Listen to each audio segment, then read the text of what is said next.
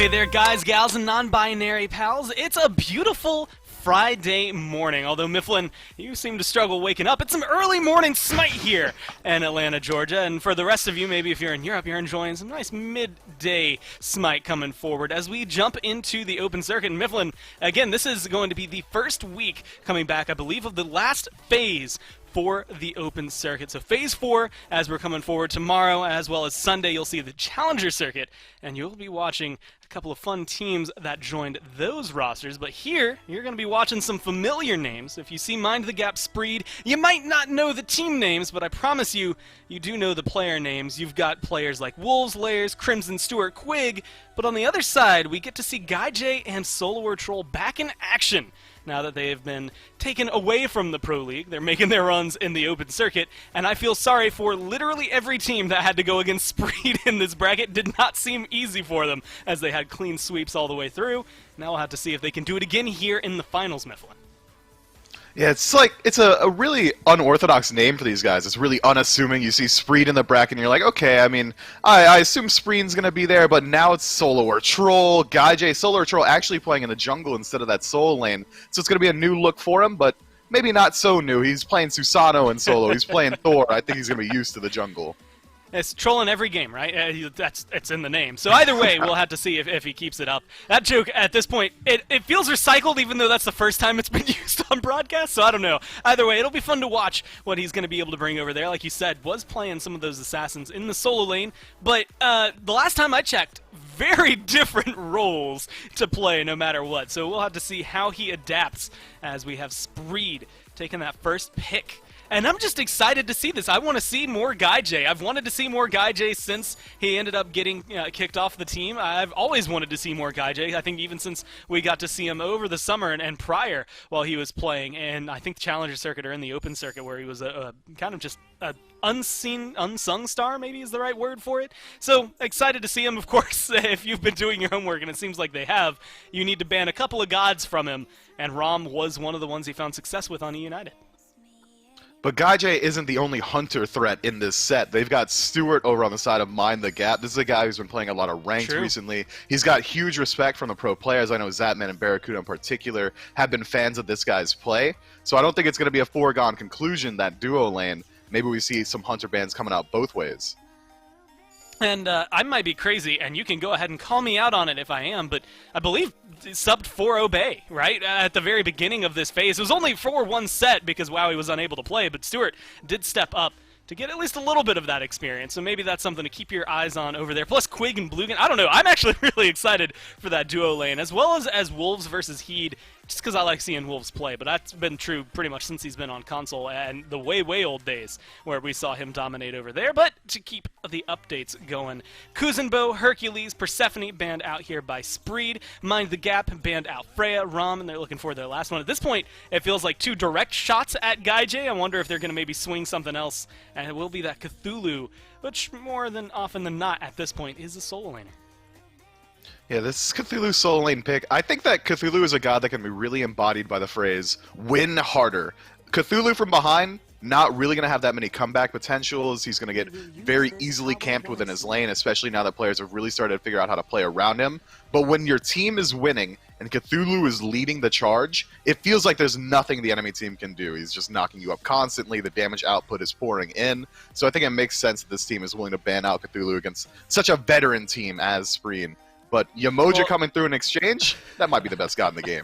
Yeah, you spend a lot of time focusing on Quig, I guess, on one side. It pays off for you over there. Too much time maybe focusing on Guy J on the other, and they get to scoop up that Yamoja immediately. And at this point, in my mind, maybe one of the most impactful supports you can play, at least my personal favorite as of right now. Since she come out, there's a lot that this Yamoja can do, and hopefully we get graced with it. If you don't get to see it today for some reason, then just pray Ghost Gaming get it at some point, because they tend to do it really well as well. Riptide placements are the key. But the #1 hunter, save for Rom right now, at least in terms of pick, has been Cupid. And so, Mind the Gap get to scoop him up. How do you feel like that goes? I mean, both of them getting priority, at least in the duo lane, but Yamoja over Cupid, both bringing healing. Does either one maybe bring a little bit more to the table? I think it's got to be Yemoja. I can't say that this is the best god in the game and then say Cupid's bringing a little bit more value. I think Yemoja brings so much to the lane, not only healing, team-wide healing, by the way, as well as abilities to separate team fights. Walls in the jungle are going to be hugely impactful. Yemoja might be the highest per pressure support in the game, and that's in a meta where Hercules is getting played in support. Erlang Shen is getting played in support. Yemoja outpushes them. She has more kill potential. But when you're talking about kill potential in the long lane, you don't usually bring up Jingwei being one of the safer hunters in the game. It's decent. Yemoja finds the stun from a range, followed up with an updraft knockup. There's still a lot of CC lockdown, but normally when you see Yemoja get picked up, you'd like to pair it with something a little bit more aggressive. Yeah, I will say, based on name power, I think Spreed have a lot going for them. And Yemoja, Kakal, and Jingwei, I think by no means are bad gods. But when I look at the other side, I think Cupid, Hebo, Sobek, I don't know. That seems really powerful, at least to me. And interestingly enough, they have the knockup from the Hebo, the knockup technically there from Sobek, and they are the ones that ban the Awelish. I guess also pairs with Jingwei and Yemoja pretty well. But they ban her away. Camazot's on the other side. The junglers are going to be scrambling for something, although Mind the Gap, I think that Hebo's flexible, so does this Camazot's pick hit the same notes you want it to? I'm not too concerned about this Camazot's pick. I mean, honestly, normally Camazot's comes through when your team has a ton of CC on it already, and they really don't. I mean, Sobek CC for initiation is fine. Water Spout for a knockup is fine. A stun from Cupid, that's fine as well. But it's really only Sobek being that center of CC control, so if Camazot's had come through for Mind the Cap's jungle here, I wouldn't mind it too much. They'd be lacking out a lot in the front line department. Instead, they're going to go ahead and fall down to this Nemesis ban as well. Topsy-turvy world where Nemesis can get through this second phase of picks after seeing how prioritized she was earlier on in the year. This Ymir pick, though. Okay. Sobek solo Ymir support, Sobek support, Ymir jungle. I don't know, man. We're in the SOC. It's the Wild West out here. What I like is, yeah, the minute he was locked in, I was like, oh, that must be Ymir support Sobek solo. And then I was like, actually, wait, Ymir can kind of solo himself. He can jungle, he can mid. Like, he's one of those weird guardians that maybe he's not going to be the best outside of support, but you can run him over there if you really try hard enough. And Mind the Gap might just be willing to do so. We'll have to see where they shuffle around, because Hebo is also pretty flexible over there. Discordia, Thor. You look at Spreed, every single one of those gods locked in goes somewhere. We know where they're going, we know how they're going to be played, and it was mentioned Solo Troll will be playing in the jungle, bringing that Thor that he had played in solo lane pretty well now into his jungle impact.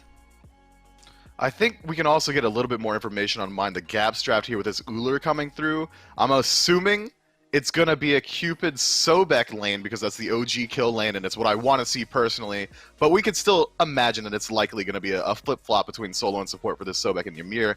Ullr likely going to the mid with Hebo in the jungle. I like what we see here, and I think it's still going to keep Spreen on their toes, but as far as drafts go, individual pieces, I really like Mind the Gap, but as far as a team composition, I think I favor Spreen. It's going to be fun to watch how they're going to be able to make it work out, both of these squads. I think I'm also a little more intrigued by Mind the Gap. There's going to be Wolves running that Sobek, Quig over there with the Ymir, Stuart on the Ullr. So a Cupid mid and Hebo jungle. It was just down the mid, all sorts of topsy-turvy. Every single one of those could play two different roles. And they're going to lock it up. They're also running as a 5-man right now. And the Fire Giant, maybe looking for a blue buff invade. As a couple of them are going to back. Maybe they were hoping to just catch someone out a little too far.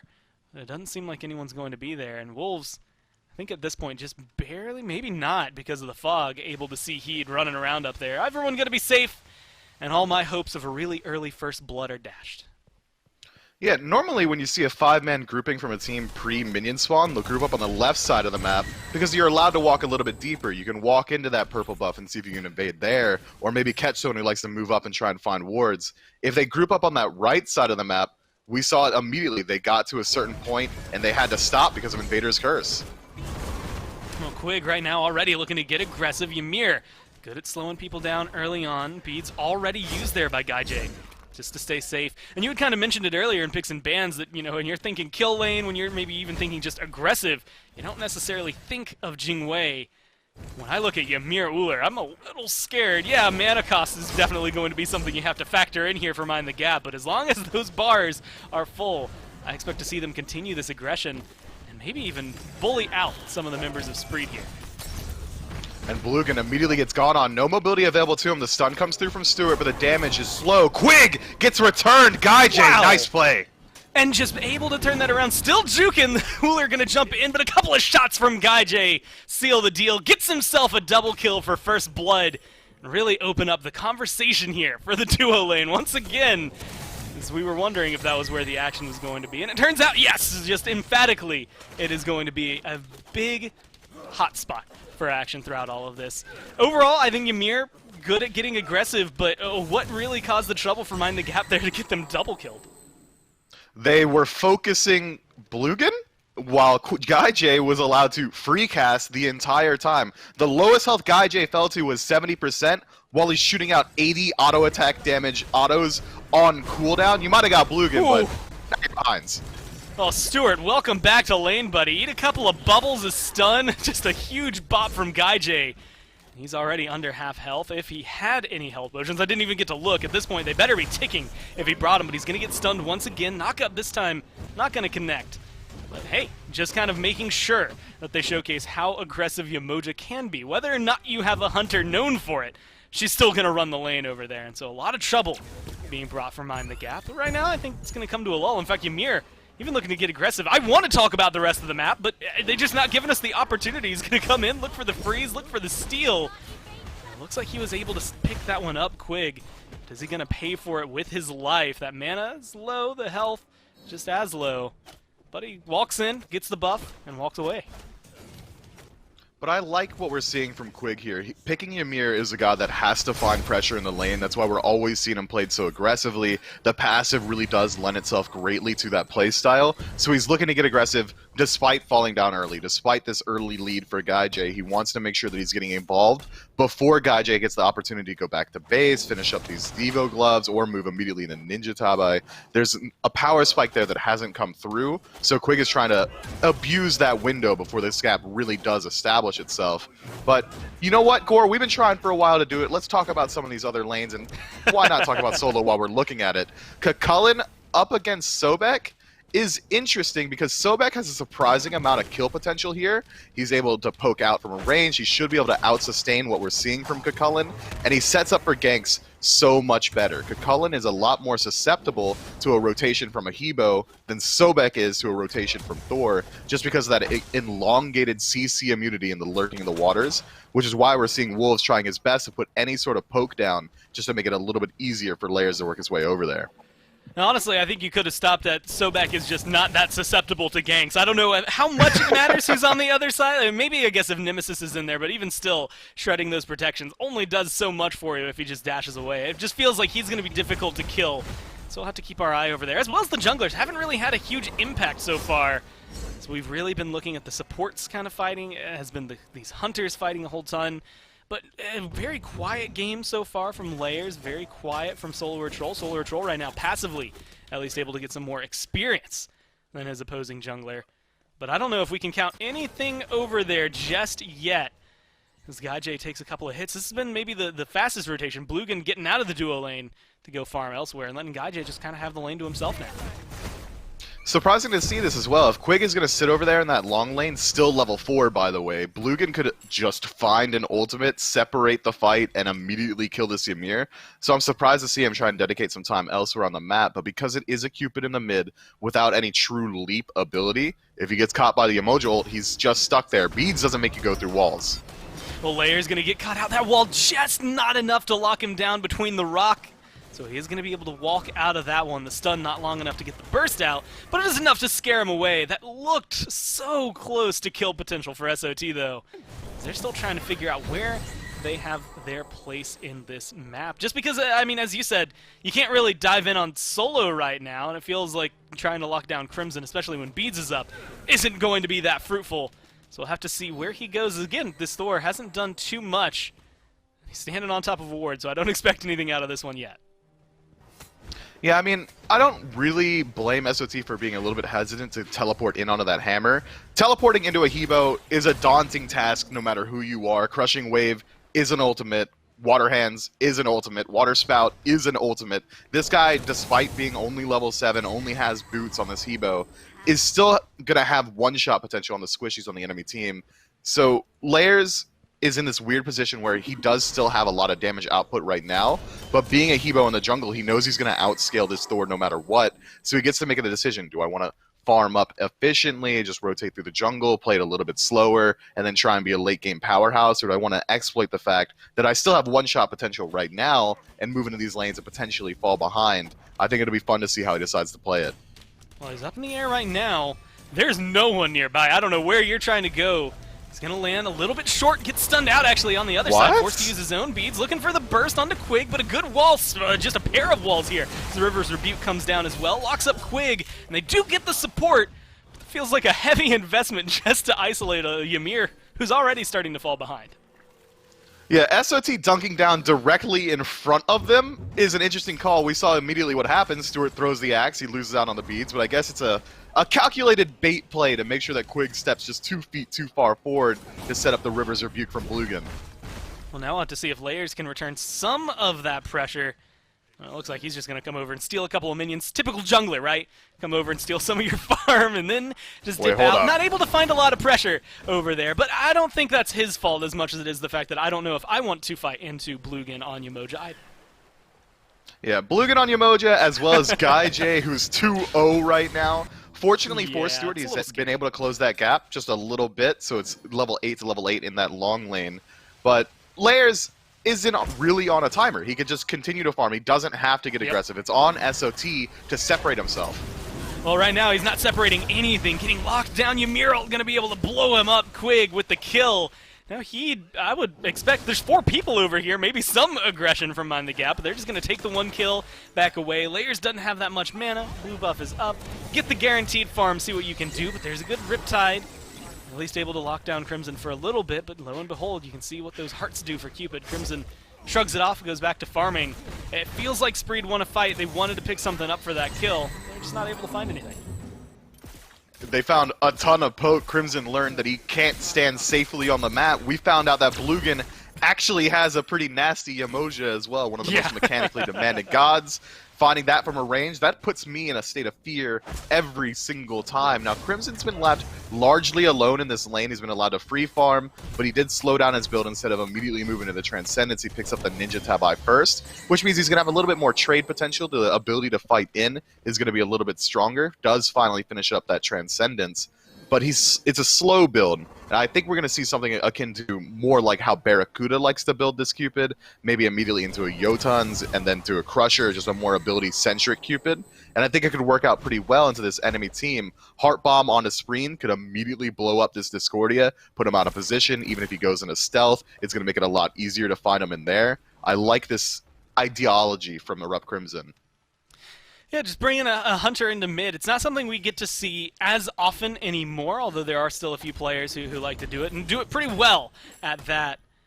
But it is going to be an interesting matchup, and like you said, an interesting build to see what he goes with. On the other side, this Discordia, again, very quiet game from her. The 1 assist there for Crimson, maybe something to do, but we haven't seen Spree with any huge ults just yet, no big lockdown that has really screamed, oh, they won that fight because of Discordia. But she's been a pretty favored pick. I mean, I think it was in Phase 1 for the SBL she got picked up pretty often, but really throughout the Challenger Circuit and Open Circuit all year, she has been up there in terms of one of the favored mid laners. What is it that she's going to be able to bring here that's really maybe going to help keep up with this Cupid? Huge team fight ultimate, that golden apple. Oh, but Heed going in on Layers, just diving deep on the backline. Does have his passive charging up, but really not much going to come of it. Interesting decision. You found some poke, bud, but I think Layers is going back to base anyway. Well, that's going to be a pluck now onto Solarward Shoal. I expected nothing to come out of this because I saw SOT leaving. That's why I was just going to leave Heed to his own expanse, but it seems he's going to get aggressive. Okay. Now walled off from getting away, slowed down by this Ymir. Ult detonation not going to be able to connect there, so Quig loses out some of that damage. It does feel like maybe it was all for naught, just fighting for the sake of fighting at this point.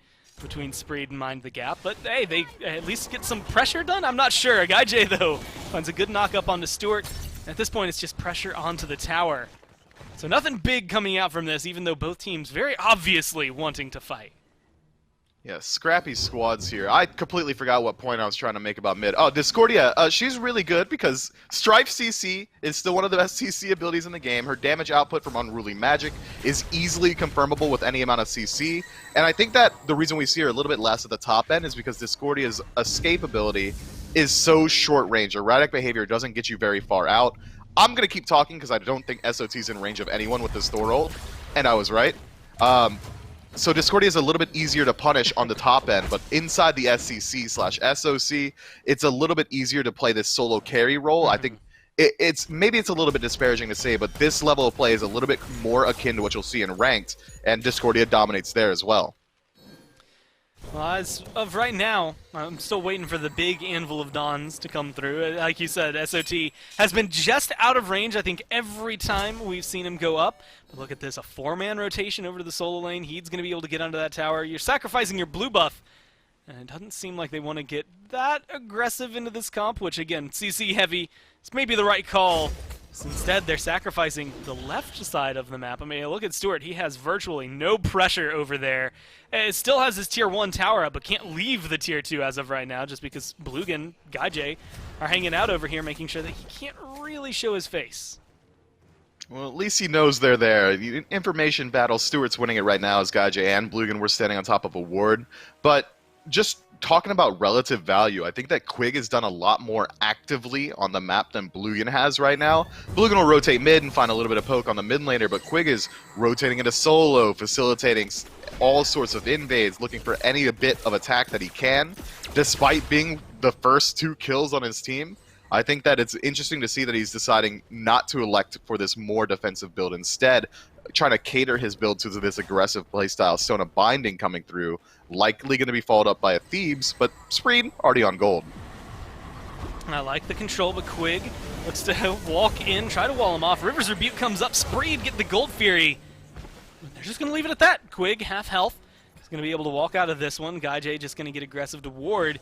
And hey, you walk in, you get the objective, you get yourselves a pretty hefty gold lead at this point, almost 2,000, and you find yourselves comfortable as SOT just comes dunking in. No mana to follow up. Layers is half health, but it looks like Spreen is the one who's going to end up taking the hit for that one. Just ultimate lockdown, mainly the Fields of Love, to make sure that he gets confirmed there. A great wall from Quig as well, just make sure that he cannot escape. And even though that felt like SOT wanting to go in, that got turned on its head almost instantly. And now the pressure is up. I mean, even now, Quig keeps finding these amazing walls. The reason I like Ymir. Even though that one doesn't lead to anything, you got to keep your eye on that pick. And then on the tail end, he blinks in to try and find something. But Stewart versus Guy J in the 1v1. Quig rotating in, not going to make it an honorable duel. Instead, it's just going to be a purple buff invade for the boys. There's been some blink exchanges, there's been some kill exchanges here, but I'm surprised to see Mind the Gap not move in for this kill here. Quig still on the retreat, trying to peel out his boy. Aegis doing just enough to make sure you don't eat the damage from the emoji. You walk out alive there. Quig walks out alive on the left side.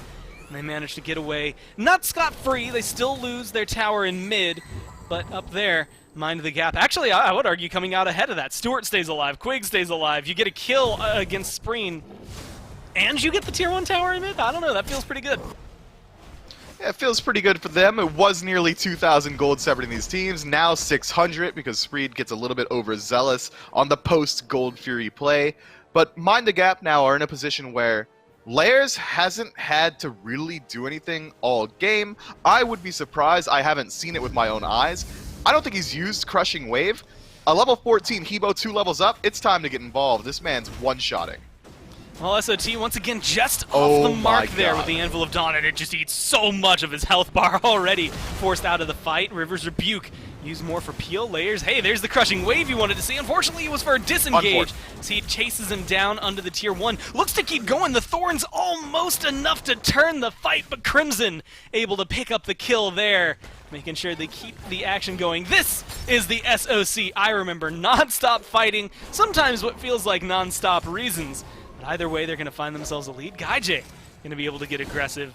Stewart's already half health. It feels like every fight you win for one side immediately gets countered by this next fight by the other squad. Here, Spreed may be the ones that come out on top, but I'm not sure, honestly.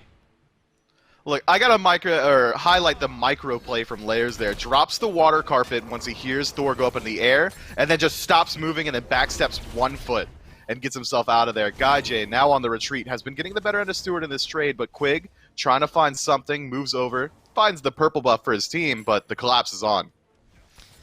What can Blugan do? Well, knocks everyone forward. Great wall once again by Quig. This time to make sure they disengage. It was a weird Riptide wall interaction where you're knocking him back. He's making sure he won't move back far enough. And so I just, good lockdown. I'm enjoying the support play, I think, more out of this because we've gotten to see a lot out of Ymir and what he can bring, a lot out of this Emoja and what they can bring. And as of right now, they've been kind of the determining factor, I think, in a lot of these fights. Might even determine something here. Stewart, relatively low. Gaijay wants to go in, but it's Quig that might be the easier target. Level 11, so 1 down from his opposing support. Stunned, locked down, walls up. SOT's here as well. Just for the hell of it, he's going to come crashing down. Find the kill there. Ends up going towards Blugan. And Stewart's already low, and there's just a big 4-man rotation now coming from Mind the Gap. Have to wonder where they're going to look for the pressure. Tier 1 over here and left is going to disappear, Mifflin. But I'm looking at Wolves and what he can bring based on this block. Right now it's going to be nothing. Good wall, good stun. Or at least locking him away. Now this Cucullin's coming on into the fight. Heed, what do you have? It's such a disjointed engagement / disengage from Mind the Gap. He finds a 3-man knock-up in the backline. His team surging forward. It's just him for now. Nice pluck. And he's going to end up trading his life out for that, but solo for solo, so you walk out of that. Quig is respawned now. And you would expect that to maybe mean something, but as of now, it seems like Spreed are just going to go ahead and call their aggression there.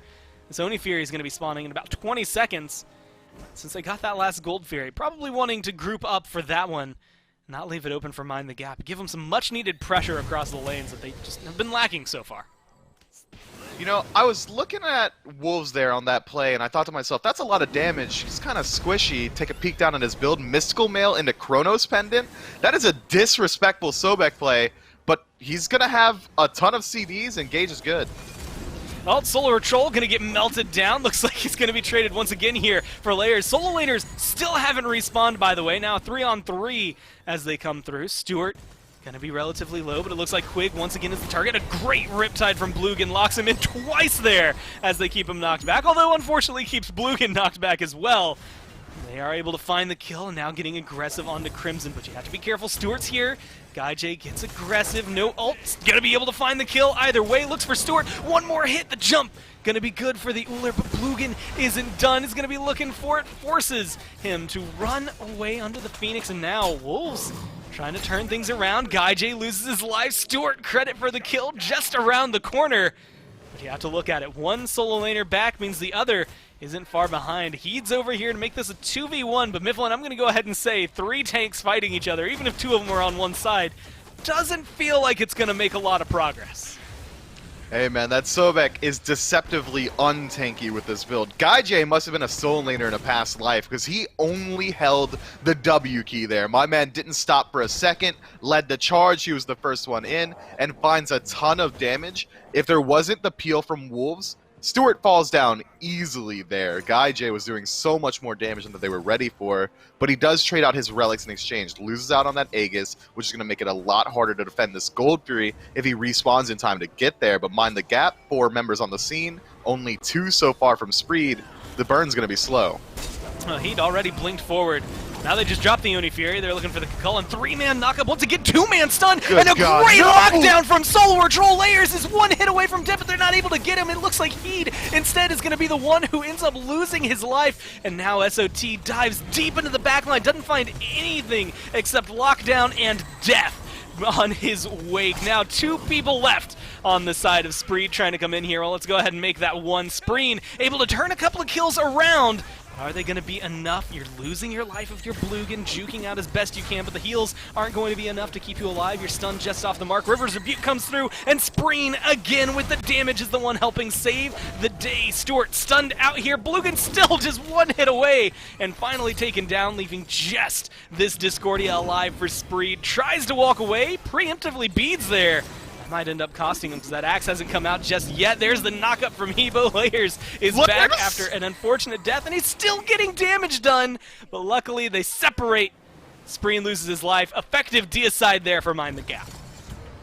Yeah, Layers had time to not only die, respawn, walk back to the fight, and then somehow still have the engagement on his side of the jungle. Doesn't quite find that last kill cleanly, finds the knockup on a Discordia, loses track of him, does eventually turn around and say, oh, there you are, let me pick up that kill. But Mind the Gap, take that fight so split up, and now SOT, keep that conveyor belt rolling, see what you can find, bud. Well, it's going to be a Harpy, right? Just a mid-Harpy, just looking for some farm. You have to fall back at some point. And I could see it. Stuart was low. I wanted to go in as well. But sometimes you do have to stop holding W, although it doesn't seem to be either of these squads. We went from what felt like a relatively normal pace, I think it was 6 kills in about 12 minutes, right? Just a couple of brawls between these two squads, to now 24 kills in 21 minutes between the two of them. These last few have been rather explosive as well. And Mifflin, it really hasn't led to much of a lead for anyone. They're sitting around the same gold, maybe a little bit of experience separating them, mostly there in the jungle. And in the support role, maybe more so there for Bluegan. But it's going to be a Pyromancer, the Oni Fury, now picked up for Mind the Gap. They're getting these late-game objectives, and that's giving them at least a small lead. Should give them the opportunity to move into the Fire Giant off a singular pick. I mean, that goes for either team when the dividends are this thin as far as leads go. I think it's about 200 gold separating these two teams, maybe even less, now nearly 1,000 in favor of Mind the Gap, which is nothing 22 minutes of the game. That's 200 gold per player, which means that no one's really got an advantage except for maybe a couple health potions swinging their way. As far as team fights go, with the XP being as close as it is as well, I think that whoever has the defensive positioning around the objective is going to have a huge advantage in this next fight. It's going to be so hard for Mind the Gap to close the distance and try and get onto Spreen in the back line, whereas SOT on this Thor should have a much easier time trying to find his way towards a backline carry. If he catches Layers just kind of slipping up in the jungle a little bit, or if catches Crimson alone, SOT should have solo potential, or maybe Quig steps up too far. Well, Quig ends up getting knocked into the right direction, outside of the River's Rebuke. Good wall, looking to maybe help lock people down, but it's Layers again in the backline who's going to be crashed on, but he turns it around, one shot on SOT. You called them ultimates earlier, and Layers showing it right there. SOT had no chance of getting that kill. Now Quig maybe overextends. It feels like all of Mind the Gap maybe getting a little bit too aggressive here. The damage from Gaijay is just too much. Wolves walks on into it, a double kill here for the Hunter on Spreed. Now they're going to continue their pressure. Layers walks out alive, a good turnaround kill, but you had called it. They're going to start up this Fire Giant. It's not often, and I'm going to call it now 23 minutes in. I don't care which team wins. This is the most Gaijay diff game I've ever seen. He's doing everything. He's killing the front line. He's killing the back line. He's initiating fights. He's literally top damage, and it's not close 23 minutes in on the Hunter. Well, Fire Giant right now, it's a 2,000 HP. It's incredibly low. Just a couple of hits, maybe one big ability, and that's all they have on Mind the Gap. Layers just walks in and confirms that one with the water cannon. Now they're looking to pick up whatever they can after the fact. Heed already out of their Spreen. He's going to be next. That's 2 kills now picked up for Mind the Gap as they keep rushing it down. Gaijay looking to get stunned out here, but the damage and the lockdown. SOT comes crashing through. They're turning it around just enough to find Stuart. So only 3 members left alive on Mind the Gap with that Fire Giant. They have Fire Giant nonetheless, and that's a big win. Water Cannon is the ability that stole it away there. Layers was able to walk in, nobody really trying to zone him out. 457 damage was too much for anyone on the other team to match, but Gaijay, not going to make it easy for him, keeps moving forward. And he's just decimated. Like, literally anybody that stands in front of him is going to die. Unfortunately, he forgot Hebo can do that. A knock-up into an ult typically equals dead. I last checked, any equation, 4 plus 3 or 1 as Hebo kill. It just kill. It equals kill. Whether it's a tank, whether it's a carry, you should be able to walk away with that one happy. And so Layers just kind of erases what has been maybe the saving grace here for Spreed that's been keeping him holding on this long. He does, instantly crushing the hopes, but you can't blame Guy J. That's about the first time that he saw Layers' damage output really happening. Layers didn't rotate into his lane a single time throughout the entire duration of the match. That might have been the first time Guy J actually made contact with the Hebo all game. And there were a couple plays there that are slightly questionable. If we want to rewind the clock a little bit back towards that tier 2 on the right-hand side for Spreed, SOT does find the pick with the hammer after not really connecting with the wall, but there was a 3-stack for Mind the Gap there that had he connected with the ultimate, he would have got follow-up damage from Guy J, effectively eliminating Fire Giant off of 2 of the 3 members at least. But unfortunately for them, Mind the Gap was able to reposition, take down the tier 2 in mid, move themselves into left, and potentially a Primal Fury as well. But Spreed, they don't care about fire. They want to fight. And yeah, at this point, you've already showcased, at least if you're Guy J, that it doesn't matter what they have on the other side, you're still going to be able to eviscerate them. But you had mentioned it, you got to pay attention, I think, more so to Layers. Here, taken down to half health already. I mean, just bursting. Now Solo or Troll is going to go up into the air. I was going to make a point about do more Barada Tahuti or something, but who cares? At this point, they just almost erase him. So Layers is going to be out of the fight for a little bit, but he chooses to stick around instead of backing. If we're going to try to heal up off those back camps and try to get back into this fight, the pluck going to be good onto SOT. The damage maybe not going to be there as much of a follow-up as they wanted on Mind the Gap.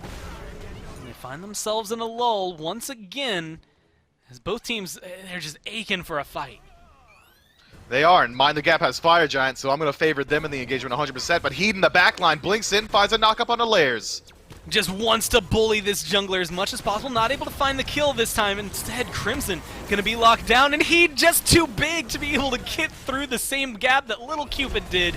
So he's not gonna be able to chase that kill any further. Guy J now half health. A lot of people at this point sitting at half health, but you had highlighted it there. The Fire Giant on the side of Mind the Gap is going to be able to give at least 3 of their members the sustain they need. They also have Cupid Hearts to maybe help out there. That Primal Fury sitting a little below half health. They see it on the side of Spreed, but they're not able to get in there. They're still looking for Blood Mifflin at this point. There's going to be a great Discordia locking down nice Quake, freeze. finds the damage. Guy J gets the last hit. They're going to be able to get the kill there. Wolves low. It looks like he's going to walk out of there. Who's not walking out of this one? It's going to be Guy J this time. They end up trading back and forth. 3 down on the side of Mind the Gap, though, as opposed to Guy J on the other. Maybe the raid boss to burn through, but it's Spreen right now, whose name needs to be screamed at the top of your lungs. 4, 3, and 9, but this Discordia turning everything back in their favor, and poor Stuart just has to run and get away. Yeah, interesting decision from Mind the Gap there. All right, guys, we got the Oni. It's time to fight right now in the jungle. Yeah, I don't think so. Layers does a little bit of an overcommit trying to shut down Guy J, and honestly, he does result in the kill onto Guy J. That's a fair trade there. But from there, he wasn't able to quite finish it up himself. It took a little bit of commitment from Erupt Crimson as well, putting him out of position. Quig gets caught out immediately. There is just so much there that Mind the Gap doesn't disengage properly that Spreed immediately exploits. And a Fire Giant power play that gets you only a Gold Fury, yeah, that's not a very good one. Spreed maintained 2 tier 2 towers. The base remains unbroken. They can defend this Fire Giant very easily. 28 minutes in the game. Most of these guys are already around 6 items deep. We're really only looking at that true 6-item slot once these guys start to sell their boots out first. That's where there's going to be some disparity in the builds. But as far as right now, it's a completely even fight. Well, I saw some power pots there for Layers and Crimson. We'll have to see if they get to factor in at all here, as Quig is just getting erased before the fight can even start. Now Stuart is going to be the target of the aggression. SOT up. Layers in the backline, though. Where do they want to go for this CC? He's looking for Spreen. He finds a huge ultimate, but is he going to be able to find the kill? No, Wolves picks that one up. Guy J finds the other. Heed in the background, going to be able to help out SOT, finding some kills. Only 2 people left on Mind the Gap. Fire Giant's available, but it doesn't seem like Spreed care. They want their kills. They're going to keep going for it. They're low at this point, but still alive. They still have Umoja, and they're just waiting to try and pressure out the tier 2. Do you like the call? Tower versus FG. Which one do you go for here? I'm thinking I'm going Can for Phoenix if I'm on the side. Maybe not as easily. We've got Quick coming up in 10 seconds, but 30 seconds left on all those carries, and it's just going to be Wolves. They should at least get the Phoenix, and then from there they can make the decision. Do we want to make the risky end call, the 50-50, or fall back to the almost guaranteed Fire Giant? Well, they're going to start it up. That wall blocking the shot, so making this Phoenix last a little bit longer than it should have. So well played once again by Quig. At this point, you don't go for the end. You have to fall back. It feels like that's what they're going for. But you have to look at these health bars. You also have to think and replay the last Fire Giant in your mind, how it was stolen away by Mind the Gap. Now we're past that 30-minute mark, so it will be enhanced, maybe even more threshold for the loss to make a big difference here if Mind the Gap are able to get back in and steal it. And even though they just lost to Tier 2, lost to Phoenix, it's weird to look up and realize Mind the Gap still technically have the gold lead. Yeah, they were 7,000 up before that team fight and then immediately lose out on almost all of it. Mind the Gap may be in the lead, but still 1,000 gold. If 7K wasn't enough, I don't think 1,000 is enough to make you feel confident. And Spreed can make some easy adjustments here on this Fire Giant. The last one got stolen in such a way that you could just immediately say, okay, well, we let Layers walk in. Nobody stood up there. Let's send SOT up there. Maybe he drops the wall. Maybe he looks for some poke. Just make sure that Layers isn't allowed to walk in for free. Should be an easy confirm. Well, Quig, once again, just locked down between two river walls and a rock. Looks to be the first one to get eviscerated here. GuyJ again finds the kill. Wolves looking to get aggressive, but it's GuyJ who just ignores him, runs forward, finds Crimson, is looking for Stewart. But it doesn't seem like they're going to be able to find that. Instead, they're going to be looking for, well, Layers in the back or GuyJ for the triple kill. Maybe going for the quad. Give him the if quad. He can find Stewart, one more shot is all he's going to need. He's going to be able to find that one, find himself a quadra kill, help the team run it down mid, into the Titan, and find game number 1. Look, I said it, what did I say, like 7 minutes ago? I'm going to say it again, and I'll probably not stop saying it for the rest of the day. That's a GuyJ diff. That's GuyJ diff 156%. My man did everything this game. Front line, back line, mage assassin, he's all of it, and he did it from the Jing Wei. He's 14-4 and 8, Gore. We got to put some respect on this man. Yeah, it's really hard to talk about literally anything else when you get over 10 kills. The next highest on your team, I think I saw, was 5, and that's your Discordia, who, like, the only time we got to see Spring shine. Granted, it was a great time for them because GuyJ lost early, and then Spring is the one who kind of picks up the slack there and says, look, like, it's not just GuyJ, like, I can do it too. Unfortunately, he just only could do it if GuyJ wasn't there taking all of the kills away from him. And we only saw him get punished once. I mean, one of those 4 deaths was when Layers just all-in'd his kit on him. But I don't know, that just felt, that was fun. I can't describe it as any other way. It was just fun to watch. But you have to look at 36,000 damage and be a little disgusted by what GuyJ put out. Man, you gotta control this man. And it's not like Jing Wei is this aggressive hunter that you have to be concerned about. She's not even truly a meta pick right now. You have to ban out the ROM. You have to make sure that he's not playing the Freya. You can't let GuyJ get comfortable. And I think that this game, Mind the Gap, let him free farm in lane for the first 25 minutes. I said it in the match. Layers didn't rotate over. I can't blame him too much. Hebo has a very poor matchup into Jing Wei. But when you're playing against a guy who's so clearly leading the charge for his team, you have to address your draft around him. Have Layers play someone that can address GuyJ in lane early on instead of having to wait until the 25-minute mark and have a carry off. You're not going to win the carry off against GuyJ. And you first ban the ROM because he's going to be so potent on it. You ban Freya because he's going to be so potent on it. And then he just comes in and does that to you on Jing Wei. I don't know if that was the right focus there for Mind the Gap, so I'm excited to see what they do in Game 2, at least to try and address that. The one that maybe catches me off guard here, GuyJ, phenomenal game. We didn't really get to see a whole lot of SOT. It felt like there was a lot of kind of weird engages. He would go up into the ult, recognize that maybe he was just slightly too far away, and then choose to go in anyway. So it was an interesting choice. We'll have to see, again, how they adjust for that in game number 2. But before we get to game number 2, we're going to take a quick break, and then we'll be right back.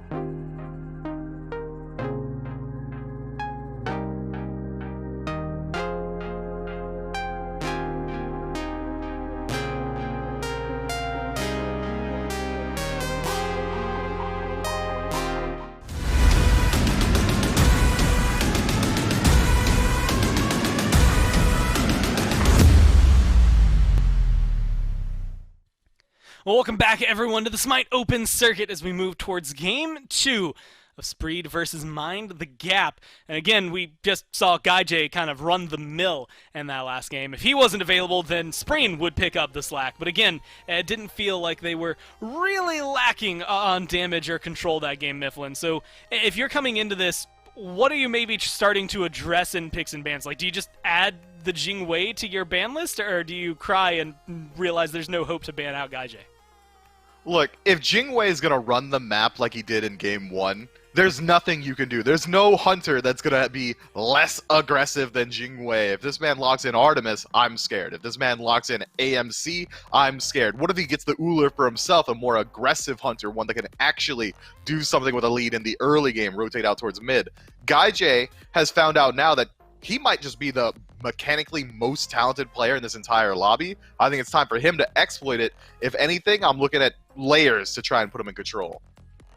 Man, I want to see GuyJ on Artemis. Like, that was something I didn't know I wanted in life until today, and now that's something I want more than anything, is just to see that come through. I doubt we'll see it today, but maybe he'll at least see this part of the broadcast and pick it sometime in the near future for us to be able to enjoy. But right now, they've got the 1-0 lead as they come into it. Mind the Gap this time taking the first pick, so able to adjust a couple of things, mainly being able to, I was going to say move away potentially from banning things away from GuyJ, but it was Rom, Freya, I can't even remember their last one because the Rom and the Freya were the biggest ones of them all. Cthulhu, right, as they came through.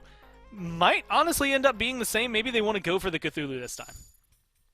Cthulhu would help out a little bit, but potentially not so much if GuyJ does get that Jing Wei again. Just those knockups not going to be nearly as impactful against that. I think that banning out Rom makes sense. He's still one of the best, if not the best hunter in the game right now. You don't want GuyJ playing at his top level. Keep banning out his flavor picks, his flavor of the week, rather, the things that he's best at. But still, the adjustments need to happen somewhere in the draft. Don't have a Hebo in the jungle. And that's not to say that Layers didn't have a fantastic game. He did.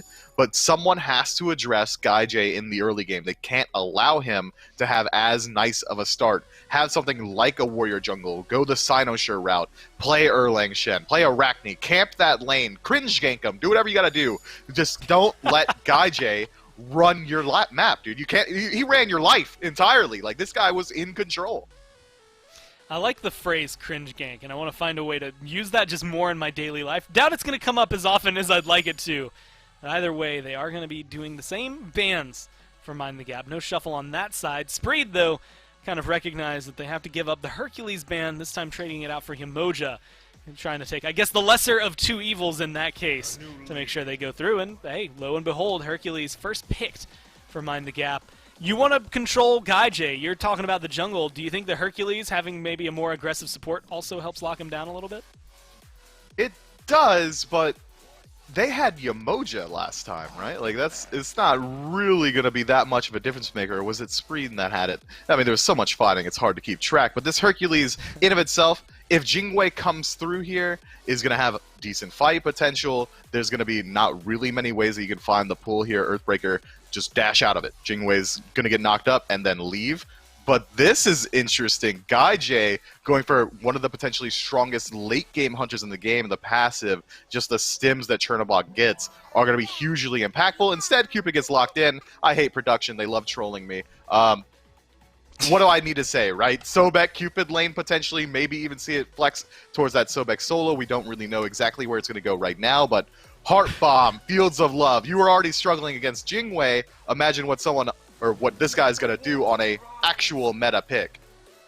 Man, I was preparing a whole, like, I'll show Snoopy how to play Chernobog, because, like, that's one of the only guys as of right now in the Pro League, at least in the last few weeks, who has picked it up. You know, show your placement, what you can do, right, on the same pick.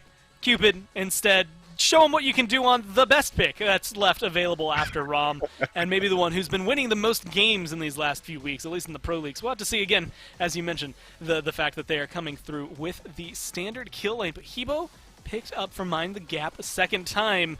My inclination is to say for layers, but again, this is a squad that outside of the Jing Wei, we don't know too much about it. Hercules probably going over there with Jing, but the Hebo could still be that nice flex pick like they did last time, just to make sure that Spreed are still on their toes.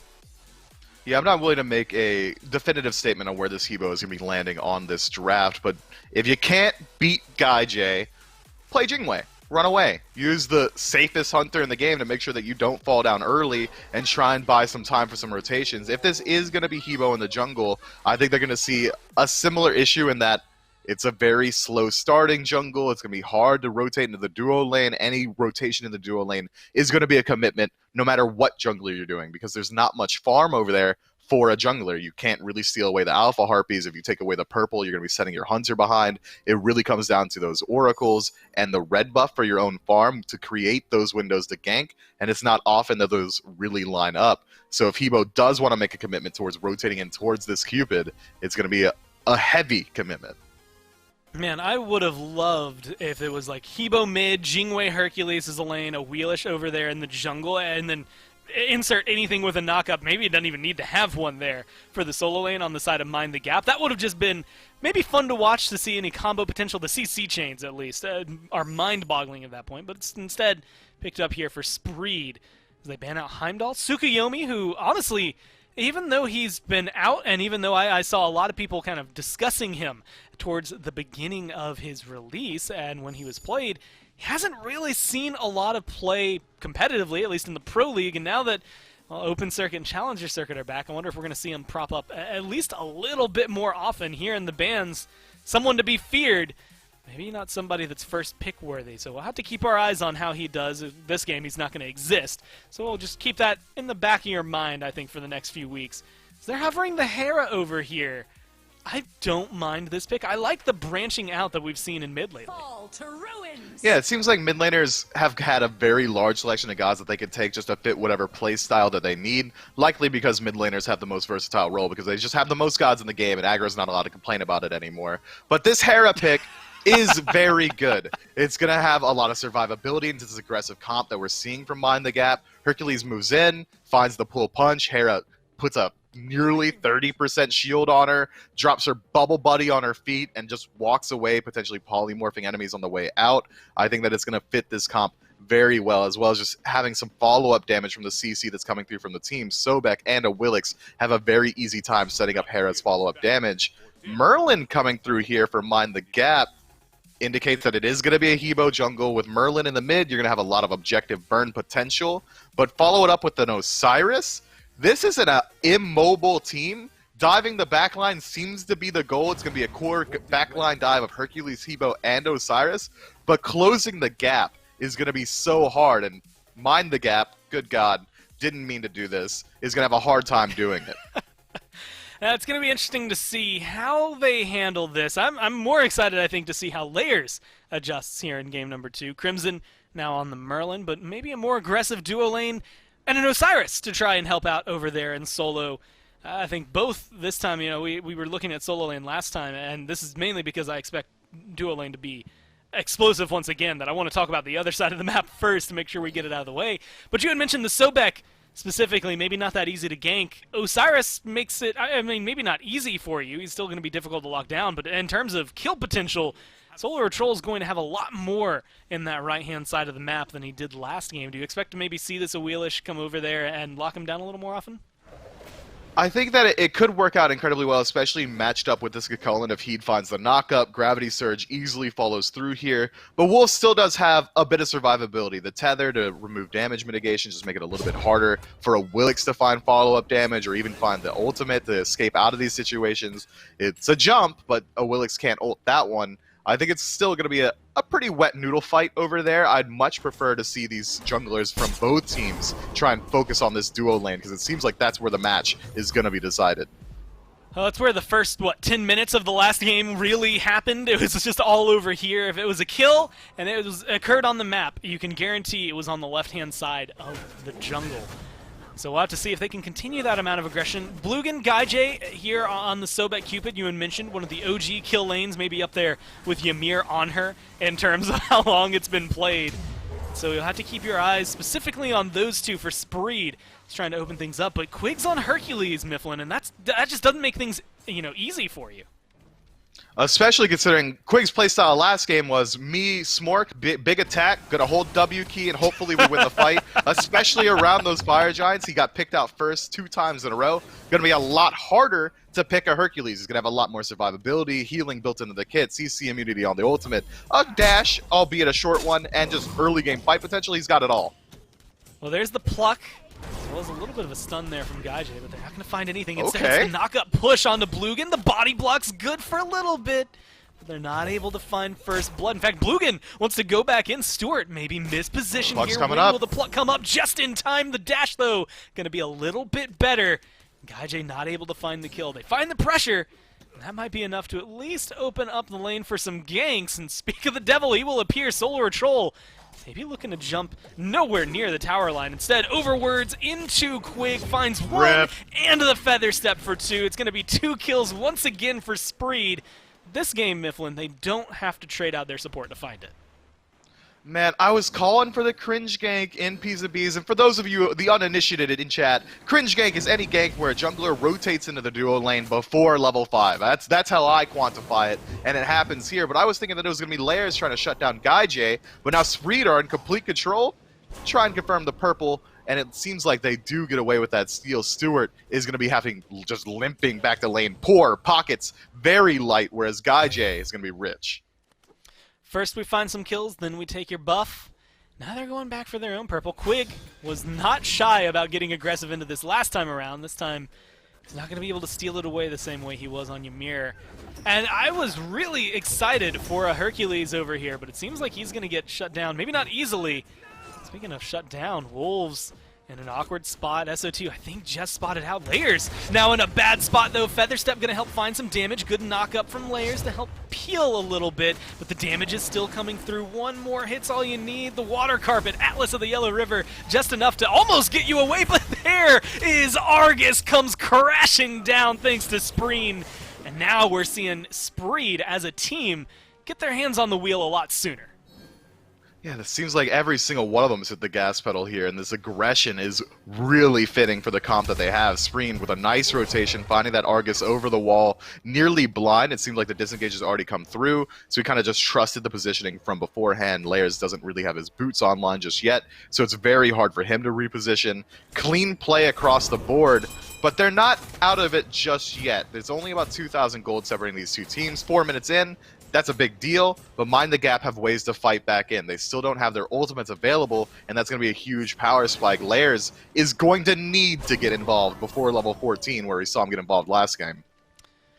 Yeah, so far, hasn't been able to do too much. But again, like you said last game, and I think very much important to note here, he just now hit level 5, so maybe he's going to start having some impactful ults, but maybe not a lot to expect out of him until he can finish something like the Doom Orb, which is where he went first last time.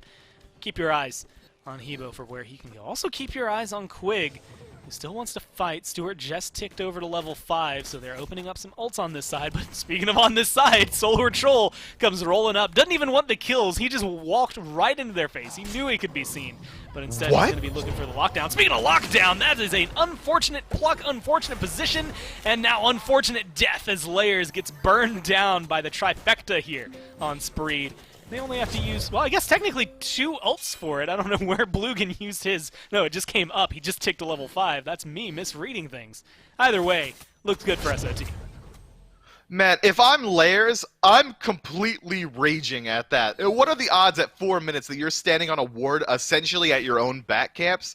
It's low. But Spreed had it covered. Blugan finds the blink block immediately to a gravity surge. Layers makes the decision to buy beads early game to avoid situations like that. But because he just came off a fight on the right-hand side of the map, they weren't quite available to him. And he just loses his life immediately. I mean, that's tough. That's a tough one. It's kind of like they were holding W at the end of last game and then forgot to do any sort of mental reset. So they're just holding W still, and unfortunately for Mind the Gap, they weren't prepared for it. Speaking of not prepared, once again, we see the rotation come through. Oh, no. SOT going to be able to lock down layers. It's now 5-0. Heed takes a couple of tower shots. Quig is in the area. But Quig, this might be worse for you than it is for Spreed and Solar Troll. So he's going to be able to get aggressive. Not enough damage to kill a Hercules just yet. Keep your eye on Wolves. He's half health.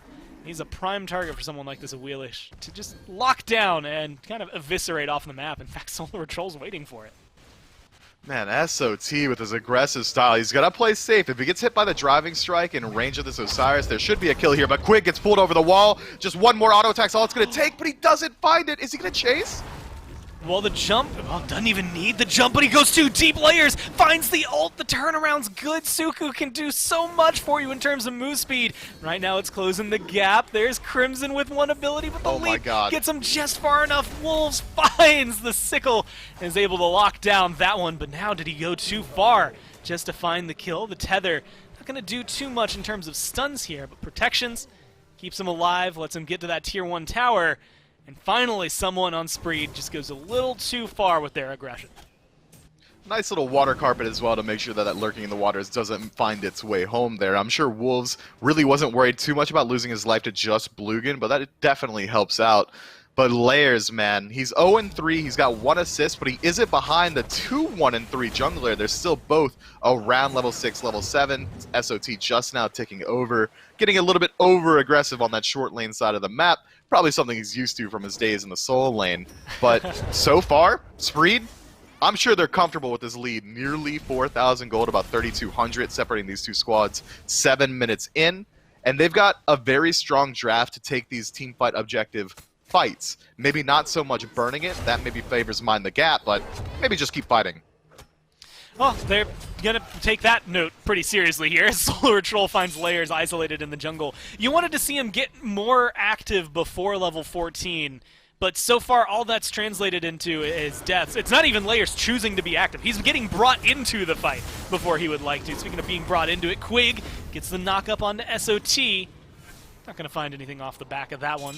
Are even looking for the red buff here if you're Spreed. That's how you know you're aggressive. Keep Fields of Love down. Quig gone. And now Stewart left to make the unfortunate decision. Do you try to defend the red buff and maybe lose your life for it, knowing that Bluegan can pluck you at any time? He's going to go for it. You have to be careful here if you're Stewart. And you have Layers as backup. So the conversation is being opened. Spreed, come in, steal what they can, still get out alive with some kills at that. And a clean disengage as well. Spreed are growing as a team, but Layers looking to go deep. SOT, if he finds you, he's killed you in the past. He'll do it again. Jesus. So they're going to be able to just burn him down. I mean, blink and you miss it for a lot of these Layers. Mifflin, I don't want to throw him under the bus. I don't want to feel like I'm throwing him under the bus, but he's 0-5-1. I mean, you had mentioned it. He's not too far behind in terms of experience. I was going to start some conversation about how, you know, if you're SOT, you're not farming as much, but at this point he's farming kills for himself, and if Layers keeps getting farm, then those kills still mean something for SOT. It's not like he's picking on a level 5 Hebo at this point. He's got a 4-level lead. He's still now 2 up, so he's finally finding something. And now he's even going for the speed buff. This is just BM. If he waits long enough, we can see the timer. He should be able to. If he hides behind the wall, he might be able to find the kill. Oh no, Layers. Oh Layers, my God. no! Don't do it! Don't do it! He deserves better than this! No! He deserves more! That's toxic! I love it! But he's gonna get collapsed on. Quick, coming in the backline, finds the blink punch. No. It should be enough. He's gonna walk alive. I can feel it. He's gonna get 1 kill. He's gonna get 2 kills. He's got a triple over here, laying in wait. Meanwhile, on the other side of the map, you also lose Stewart. It's all you could ask for here if you're a Spreed fan. 12-1. And if this was anything other than a competitive match, I could see that F6 button getting jammed with this amount of a lead. 5k gold, starting of the Gold Fury, 11 kills in the lead.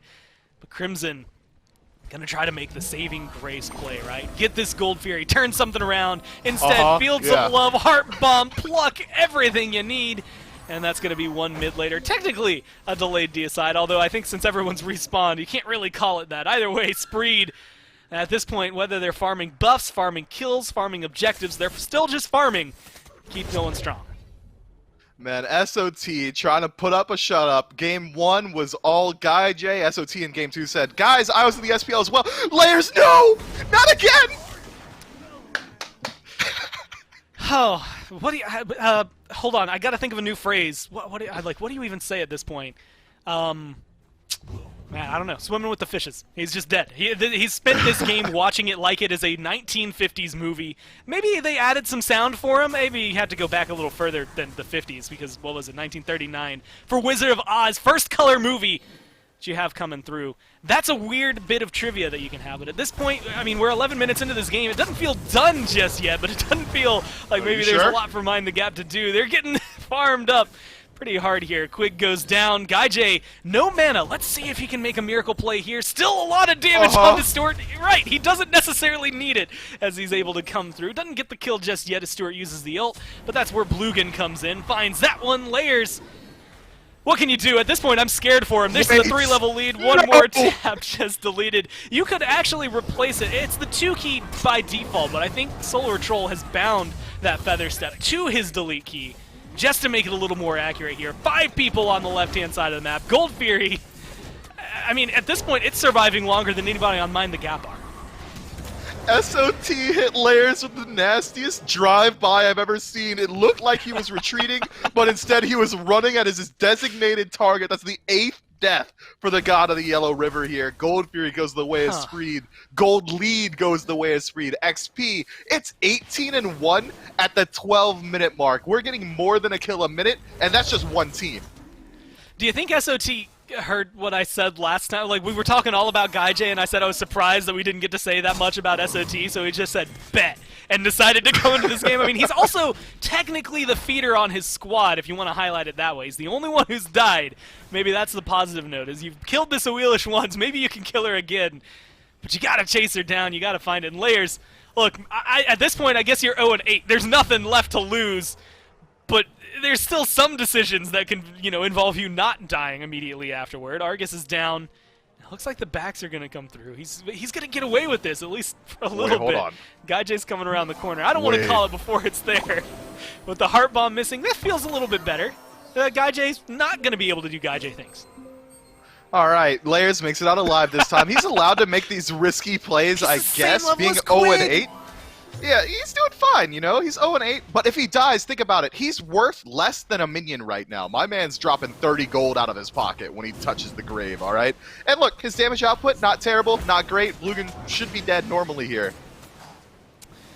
Man, normally is that key qualifier, right? I mean, it's necessary at that point. Blugan, not only is he still alive, the knockup misses there, but he's still ready to fight. He's looking for something, although that is going to be a little bit too much. Finally pays for his sins in this case and ends up getting locked down. Gone for that Stone of Binding as well, maybe a little extra protection shred, because, you know, Guy J really needs the help to do the damage at this point. Well, we're finally looking at it. Solo laners getting involved over here. Wolves has made some rotation. Layers gets in a 2v1 and loses over there as Guy J is looking to potentially take both of them down.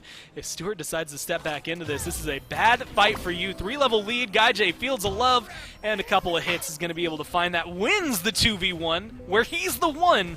Walks out happily there. Quig, hey, guess what? Mid lane, dead. I wonder what's going to happen to Crimson. At this point, I guess he's Merlin. He's a little safer than the rest.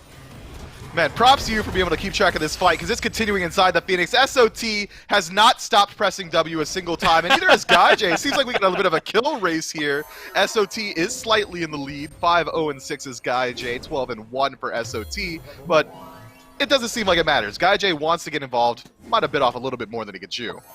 Yeah, this is still a warrior, but he's got the hearts, and he's got backup on the way. Wolves tries to keep this going, but they're not going to respect the 1v1. He still ends up getting the kill and finding himself ahead there. Oh, hey, guess what? Layers is back. That's just a fallacy at this point. You got to get rid of him. He's 1-9.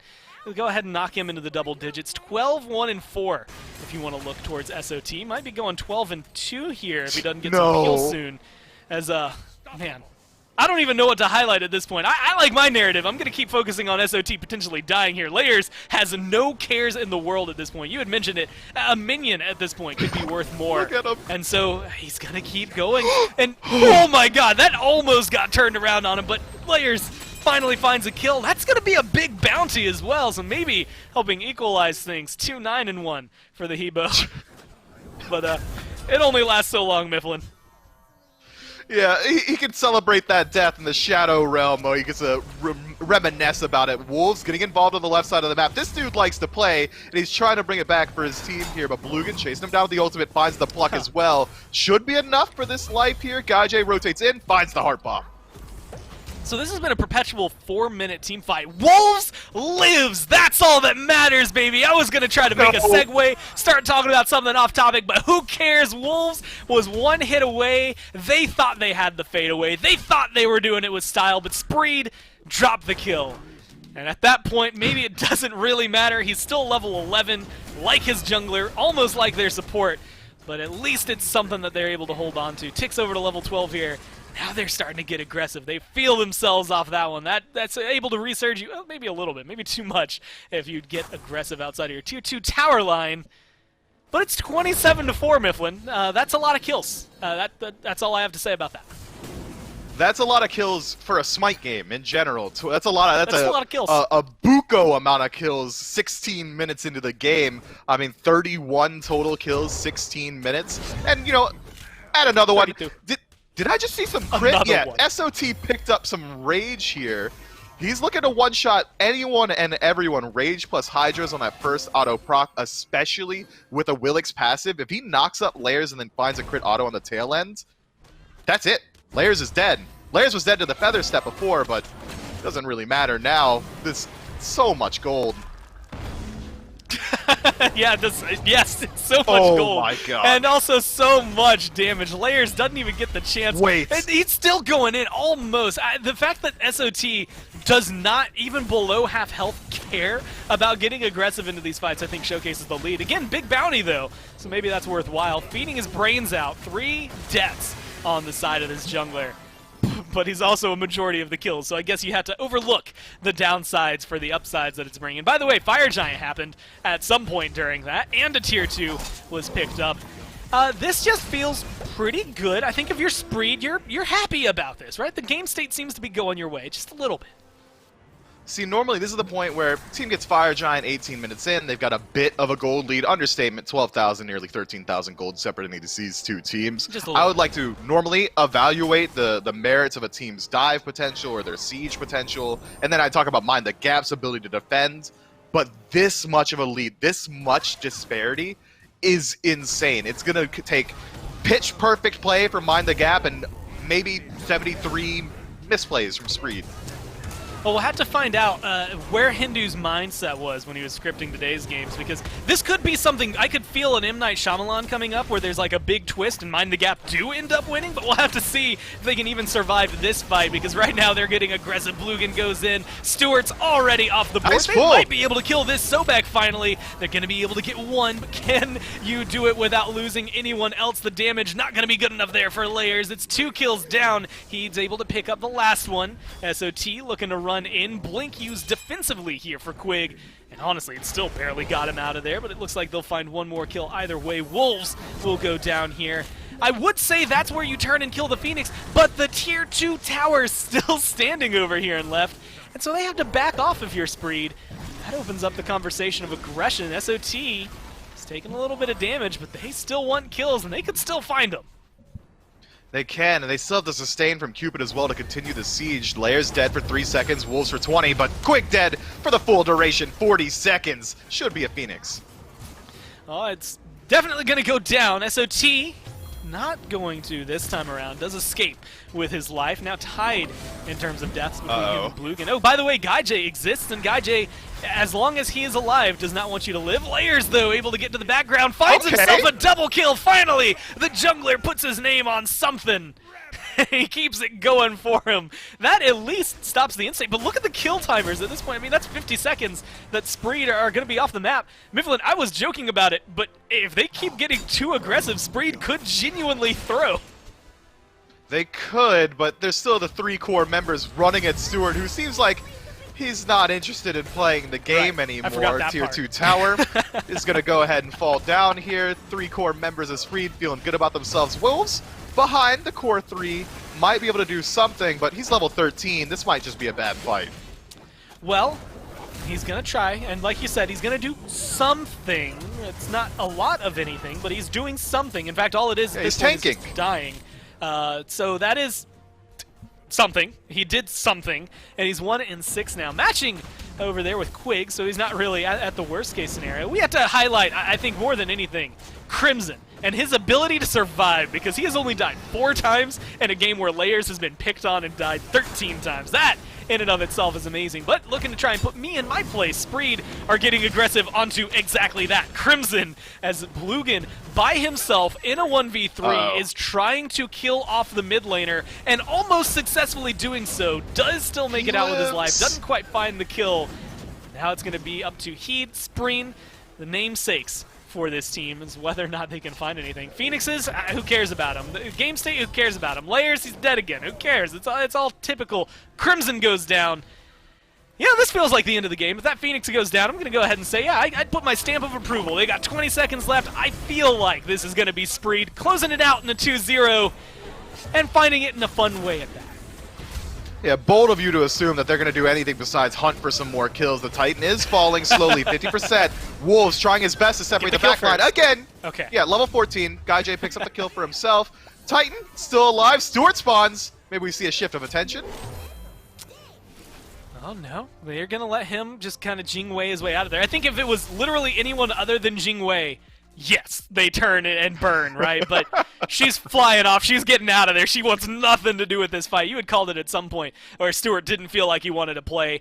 And it kind of feels like there was a certain point where they stopped wanting to play, but I don't know that they ever got to play. I mean, maybe those first, 2-3 minutes, there was an opening, and then Solar Troll, it was that first gank on the duo lane that I think cemented what this game was going to be, although we didn't see it in our evergreen eyes there.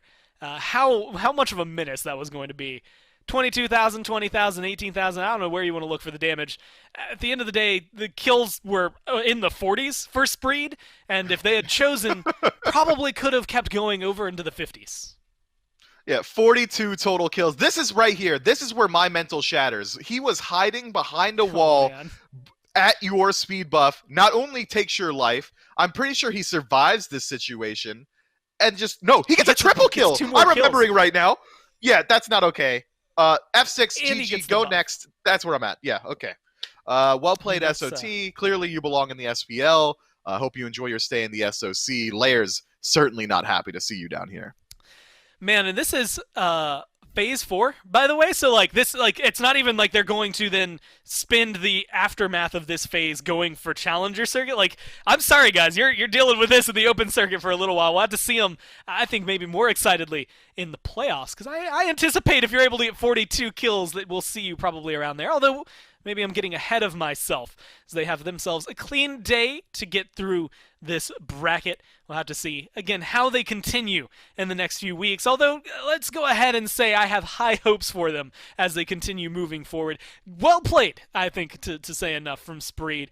But, Mifflin, that one, I don't even know if I want to move away from it, but I think I have to, is just the start of the flavor of the day. Soon enough, we're going to be moving in towards another triple header for the SPL. It's why SOC, if you were wondering why competitive Smite was on so early, that's why SPL is going to be starting early as well, with Radiance making up one of their sets, as well as the normal sets that were scheduled for today. It's another lengthy day for the SPL, and anything you're particularly excited to see? The makeup set, Radiance versus Sanguine, I think is going to be a very interesting set. Just having to see Radiance, see if whether or not they're going to pull themselves out of slump. Sanguine, as well, has been uptrending just a little bit recently, so I'll be excited to see how well that pans out. Sanguine, in particular, has been just adjusting their playstyle to this more early game slant. Radiance has been struggling largely in the early game, as well as late game decision making has been a bit iffy, so whether or not they're able to bounce back, Radiance that is, and find a dub against Sanguine is going to be interesting to see later on today. SSG versus E United. I think this is going to be a huge heat check for E United, whether or not they can really stand up to these top-seeded teams with Commander Baskin at the forefront. I think that's a huge storyline to follow. They're testing Baskin's 100% win rate so far in the SPL, at least set-wise. That has to be the caveat because they have lost some games throughout all of it. We'll have to see that one later. But, I mean, SPL at 1 p.m., that's 40 minutes from now. That's such a long time to have to wait. And that's actually where the good news comes in. SPL Waiting Room is going to be coming on a little bit sooner than that. We are still going to take a quick break, but in about 15 minutes, you can tune in, listen to some SPL talk, look at last week, look at some new stuff, look at next week, and what we're going to see today. You just have to take a quick break, get your drinks, get your snacks, and we'll be right back.